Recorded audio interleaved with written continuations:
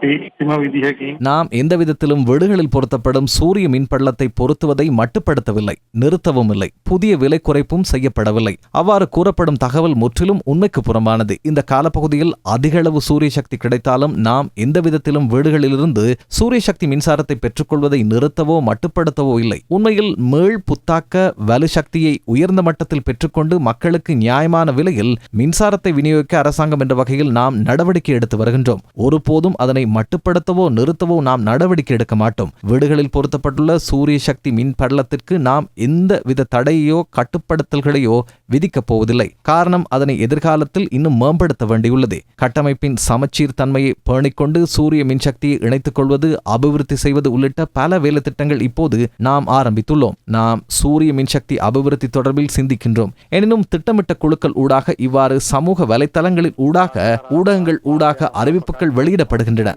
அதில் எவ்வித அடிப்படையும் இல்லை. எவ்விதத்திலும் இதனை மட்டுப்படுத்த அரசாங்கம் நடவடிக்கை எடுக்கவில்லை என்பதை நான் கூறுகின்றேன்.